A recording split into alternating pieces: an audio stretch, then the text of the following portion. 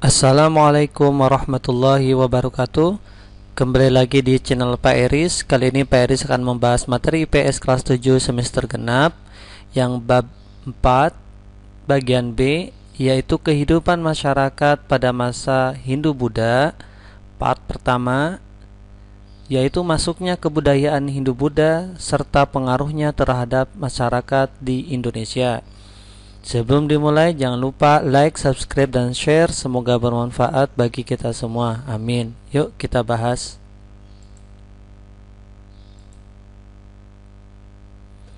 Tujuan setelah menonton video ini yaitu dapat: pertama, menjelaskan latar belakang masuknya Hindu-Buddha ke Indonesia. Yang kedua, dapat menjelaskan teori masuknya Hindu-Buddha ke Indonesia. Yang ketiga, dapat menjelaskan pengaruh kebudayaan Hindu-Buddha dalam bidang pemerintahan dan sosial.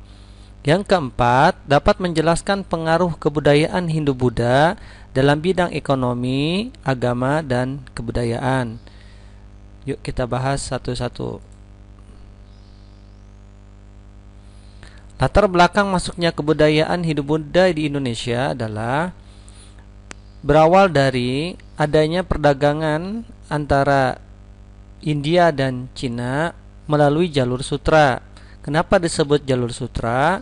Karena perdagangan sutra berawal dari Cina, berawal dari dinasti Han 206 sebelum Masehi hingga 220 Masehi. Namun, sejak awal abad Masehi, jalur itu ternyata dialihkan ke laut karena situasi jalan di darat di Asia Tengah sudah tidak aman. Jalan laut yang terdekat dari India ke Cina adalah melalui Selat Malaka, dan Indonesia menjadi tempat transit atau pemberhentian istirahat. Mari kita lihat peta yang pertama ini. Yang warna merah ini adalah jalur sutra yang menghubungkan antara India, Cina, walaupun dengan Eropa. Namun situasinya tidak aman, maka yang biru ini melalui jalur laut. Nah, peta yang kedua ini sudah menggambarkan bagaimana perjalanan perdagangan sudah ada dari Asia Barat Daya ini, ya, dari Irak ke Iran, ke India, ke Sri Lanka, sampai ke Selat Malaka di sini, selat internasional, ya. Nah, yang garis lurus ini, ya, dan juga yang garis putus-putus, diperhatikan, ya, ini adalah jalur maritim. Nah, masuknya Hindu-Buddha ini sekali lagi latar belakangnya karena adanya perdagangan antara India dan Cina. Kedua negara ini sudah memiliki agama Hindu dan Buddha, sehingga Indonesia menjadi tempat transit pemberhentian istirahat. Berikutnya, di sini ada beberapa teori masuknya Hindu-Buddha ke Indonesia. Yang pertama adalah dari N.J. Krom. Ini adalah foto beliau. Menurut N.J. Krom, masuknya Hindu-Buddha ke Indonesia adalah teori Waisa. Pendapatnya, pedagang India dan menikah dengan perempuan pribumi, kemudian menyebarkan kebudayaan India. Jadi pedagang, ya, Waisa itu. Yang kedua, tokohnya adalah Sacheverell. Ini adalah fotonya. Dia mengemukakan teori kesatria. Selain Sacheverell, ternyata ada Mukherjee dan J.L. Mons yang mendukung teori kesatria. Pendapatnya, adanya konflik dengan penguasa pribumi, kemudian ada pernikahan dengan putri kepala suku, dan membuat koloni, kemudian menyebarkan kebudayaan India. Teori yang ketiga adalah teori Brahmana, yaitu J.C. Vandler. Ini tokohnya J.C. Vandler. Pendapatnya bahwa prasasti yang ada di Indonesia menggunakan bahasa Sanskerta dan huruf Pallawa. Kaum Brahma yang menguasai bahasa dan huruf tersebut. Ini seperti prasasti Yupa di Kutai, ya. Kemudian yang keempat, teori arus balik. Tokohnya adalah F.D.K. Bos. Ini adalah foto beliau. Pendapatnya pemuda Indonesia belajar agama Hindu-Buddha ke India. Setelah memperoleh ilmu yang banyak, mereka kembali ke Indonesia untuk menyebarkannya. Dari keempat teori Waisa, pedagang, teori kesatria adalah pertarungan, ya, prajurit. Kemudian teori Brahma ini adalah pendeta. Kemudian teori arus balik. Bisa saja keempatnya adalah benar, namun yang paling banyak dominan bahwa teori masuk Hindu-Buddha ke Indonesia adalah teori arus balik, ya. Untuk kekurangan dan kelebihannya ini ada di materi SMA, ya. Contoh semisal teori Brahma, kekurangannya teori Brahma ini tidak boleh menyeberang lautan, itu kekurangannya. Teori kesatria tidak ada bukti ada penaklukan di Indonesia berupa prasasti, tidak ada. Nah, mungkin ada pedagang, iya, karena tadi latar belakangnya pedagang. Namun pedagang ini juga kekurangannya dia fokus kepada perdagangan, sehingga setelah angin muson barat dan muson timur yang terjadi 6 bulan sekali di Indonesia, bisa saja mereka tidak fokus kepada menyebarkan Hindu-Buddha di Indonesia.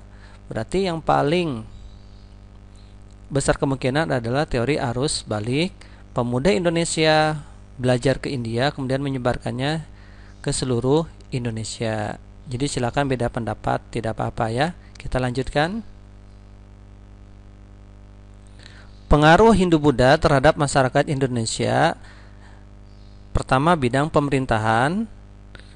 Kedudukan kepala suku diganti oleh raja. Jadi Indonesia mengenal konsep raja. Ini ilustrasi gambar Raja Hayam Wuruk, ini ilustrasinya, ya, gambar Raja Hayam Wuruk, yaitu kerajaan Majapahit. Kemudian raja itu dianggap sebagai keturunan dewa dan dianggap sebagai puncak dari segala hal dalam negara.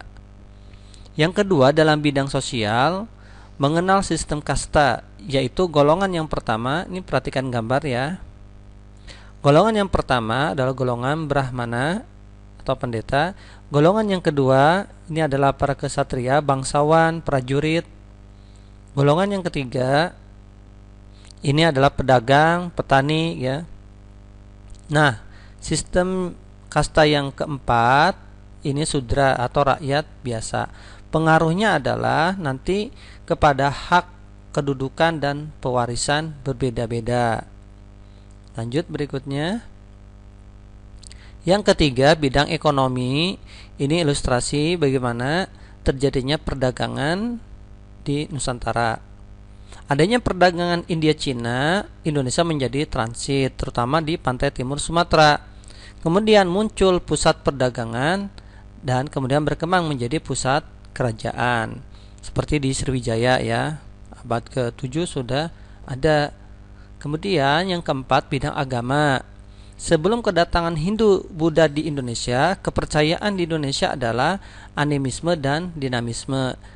Materi ini ada di video Pak Eri sebelumnya, ya. Jadi kepercayaan kepada roh nenek moyang, kalau dinamisme kepada kekuatan gaib seperti keris, tombak, gitu, ya.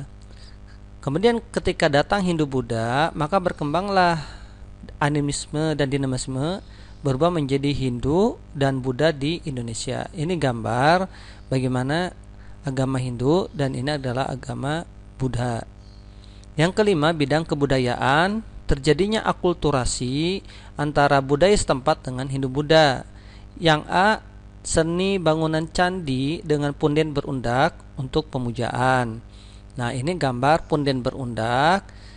Yang ini adalah gambar Candi Borobudur. Terjadi akulturasi, yaitu perpaduan beda budaya tetapi tidak menghilangkan salah satunya, artinya digabungkan, ya, jadi bagus.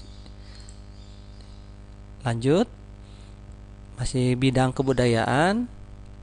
Yang kedua, seni rupa dan seni ukir. Dalam relief Candi Borobudur terdapat riwayat Sang Buddha. Di sekitar Sang Buddha terdapat lingkungan alam Indonesia, rumah panggung dan burung merpati. Nah, ini adalah rumah panggung relief. Ini sudah ada perdagangan simbolnya. Kemudian ini adalah Sang Buddha. Ini adalah umatnya ya. Yang ketiga, dalam bidang kebudayaan adanya seni sastra dan aksara. Sastra Mahabharata dan Ramayana melahirkan pertunjukan wayang kulit. Ceritanya dari India, tetapi wayangnya asli Indonesia. Sedangkan bahasanya Sanskerta, huruf Indianya seperti Pallawa, Pranagari, dan Dewanagari. Ini sosok Bagong, ini Petruk, Gareng, dan Semar. Ini pewayangan Indonesia. Semar dikisahkan dalam, kalau Mahabharata, seperti Krishna ya. Dia sangat bijaksana, punya kekuatan yang luar biasa, dan lain sebagainya. Ini juga ada Gareng, Petruk, Bagong. Nah, ini adalah contoh prasasti Yupa yang hurufnya huruf Pallawa. Oke. Terima kasih perhatiannya, semoga bermanfaat. Jangan lupa like, share, dan subscribe. Wassalamualaikum warahmatullahi wabarakatuh.